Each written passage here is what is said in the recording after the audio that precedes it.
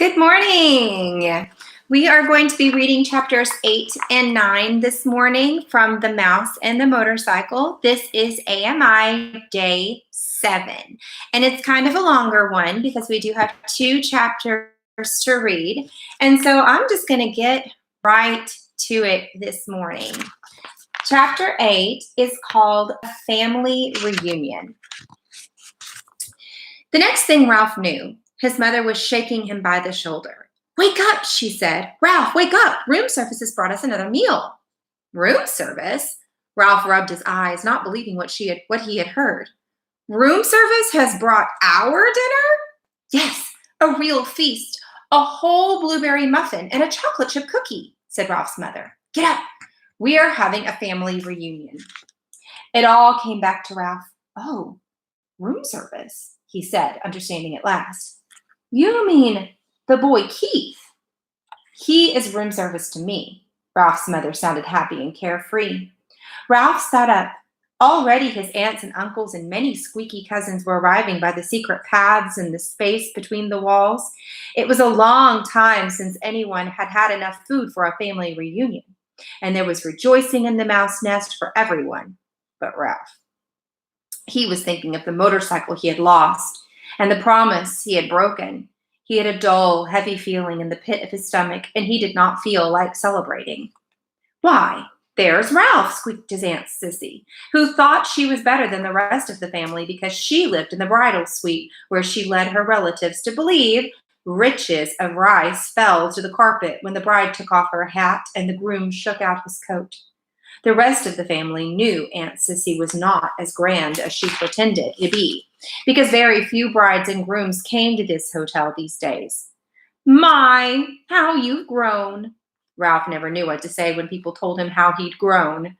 "Well, well, if it isn't Ralph," said Uncle Lester, who had a nest inside the wall of the housekeeper's office, where the maids dropped donut crumbs every morning at 10 o'clock when they'd had their coffee.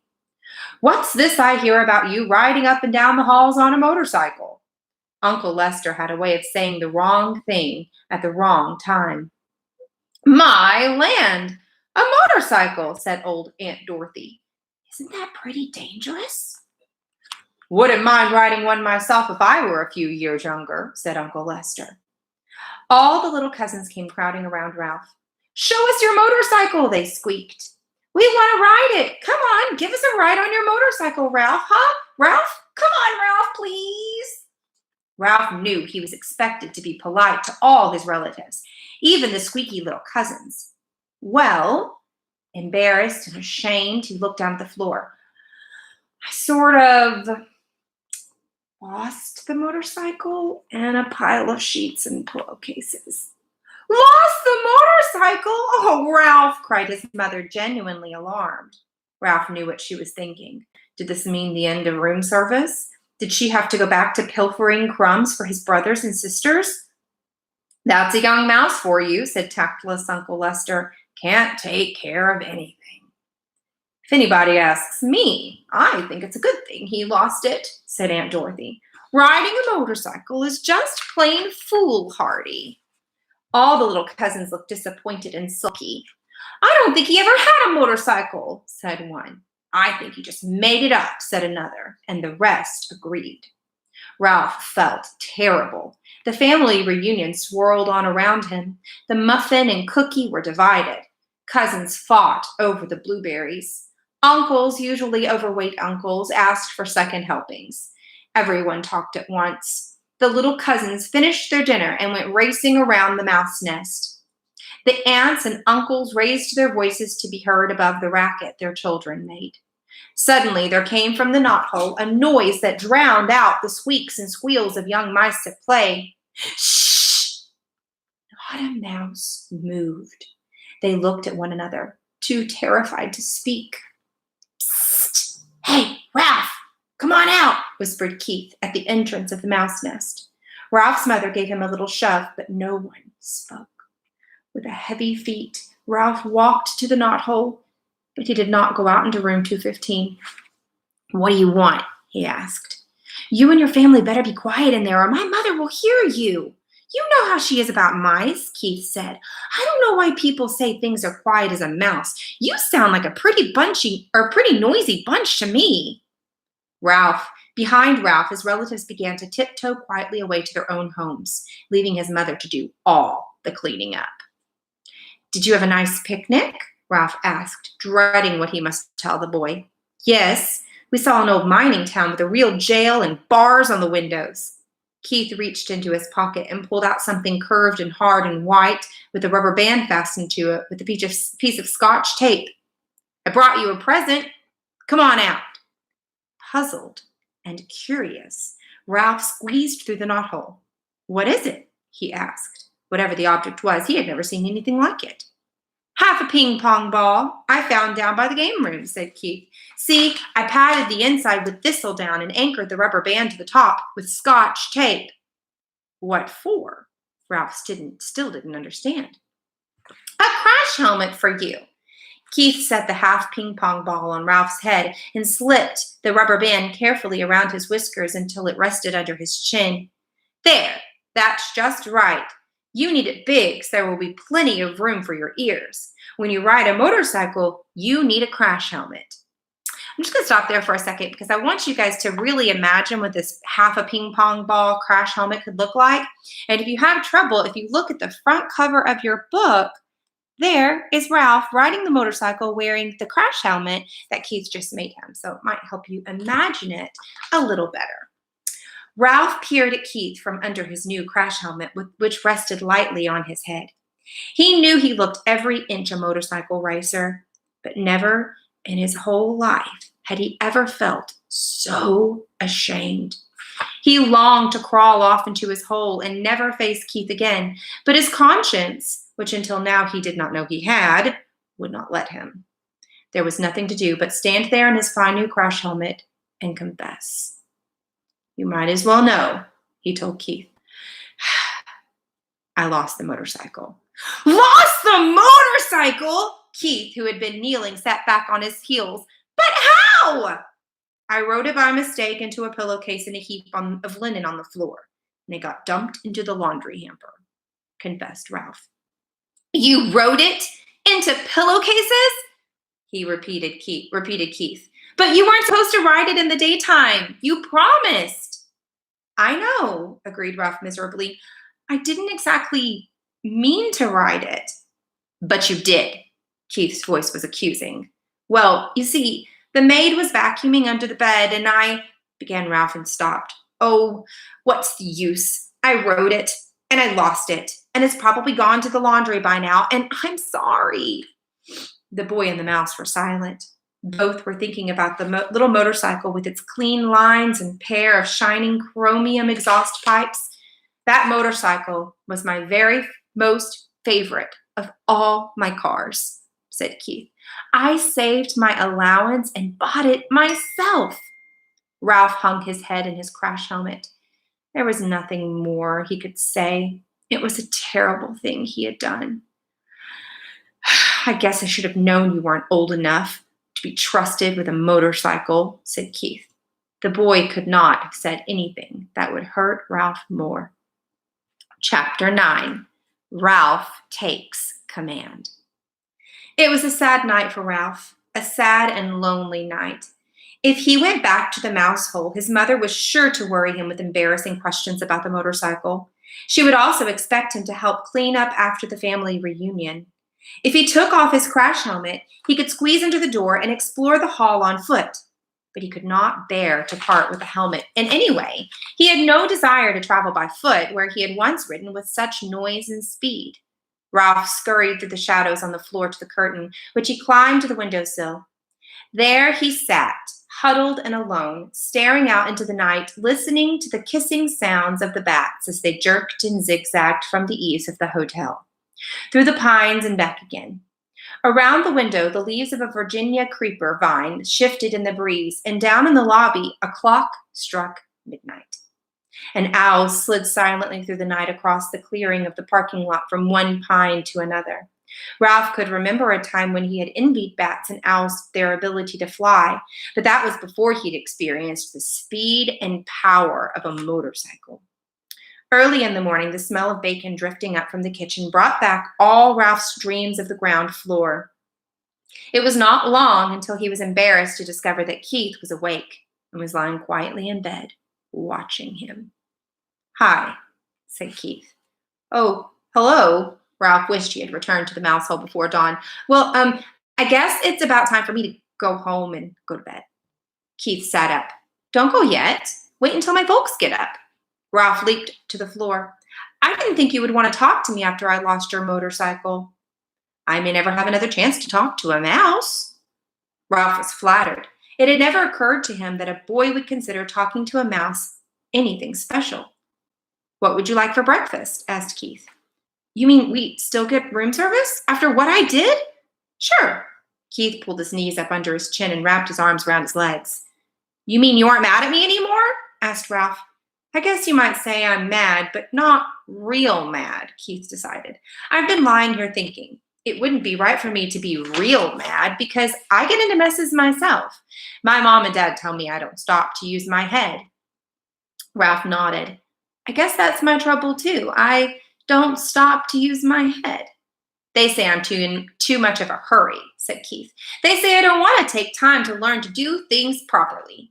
Ralph nodded again. He understood. If he had waited until he had learned to ride the motorcycle, he would never have ridden off the bedside table into the wastebasket. "I'll never forget the first time I rode a bicycle with handbrakes," reminisced Keith. "I took right off down a hill. I had always ridden bicycles with foot brakes, and when I got to going too fast, I tried to put on foot brakes, only there weren't any." "What happened?" Ralph was fascinated. "By the time I remembered to use the handbrakes, I hit a tree and took an awful spill." Somehow, this story made Ralph feel better. He was not the only one who got into trouble. "The hard part is," continued Keith, "I am in a—" "You look pretty grown up to me," said Ralph. "Maybe to a mouse," said conceited Keith, "but I want to look grown up to grown-ups." "So do I," said Ralph with feeling. "I want to grow up and go down to the ground floor." "Everybody tells me to be patient," said Keith, "but I don't want to be patient." "Me neither," agreed Ralph. Someone stirred next door in room 216. "Well, I guess I better be running along," said Ralph. "Say, about that breakfast." "Sure. What do you want?" "How about some bacon?" suggested Ralph, remembering the fragrance that had floated up to the windowsill. "And some toast?" "With jelly," agreed Ralph, and ran off to the mouse hole, eager to tell his family things were not so bad after all. They were still entitled to room service. But when Ralph reached the mouse hole, he found pandemonium. His brothers and sisters and cousins were huddled together, squeaking with fright. His mother picked up a bunch of shredded Kleenex and put it down again, only to pick up another bunch as if she didn't know what to do with it. Uncle Lester and Aunt Dorothy were there too, stuffing crumbs into their mouths as if they expected to never eat again. "Dear me," Ralph's mother was saying. "Whatever shall we? Oh, Ralph, there you are at last. Where on earth have you been? Never mind, we haven't time." "Time for what?" asked Ralph. "What's going on here around here anyway?" "The housekeeper, your Uncle Lester, the sheets. Oh, do be quiet, everybody." Ralph's mother was so agitated she could not tell her son what was wrong. Uncle Lester swallowed a mouthful of crumbs. "It's like this, Ralph. The housekeeper discovered a hamper full of sheets and towels and pillowcases with holes chewed in them." "Oh, no," thought Ralph.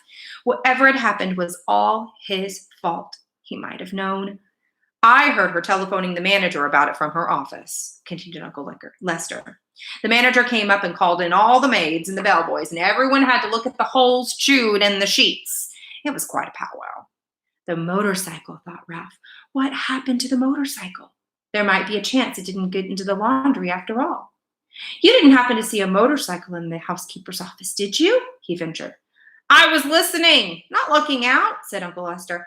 "I am not a foolhardy like some people around here." "Ralph, you know what this means." His mother managed to pull herself together to say that much. "It means war on mice," said Aunt Dorothy ominously. "It means traps." "Poisons," said Uncle Lester. "Who knows? This time the management might even spend money on an exterminator." "We shall have to flee. There is nothing else to do." And if we flee, the owls will get us, said Ralph's mother, causing the brothers and sisters and cousins to set up an awful squeal. Shh! The mother mouse fluttered her paws in alarm. Flee? Ralph was bewildered. Flee and leave room service? Room service! Exclaimed his mother. How can we expect room service after you lost that poor boy's motorcycle? It's all right, Ralph assured his mother, and could not resist adding rather grandly. I've already ordered. Room service is bringing us bacon and toast with jelly. The news silenced everyone.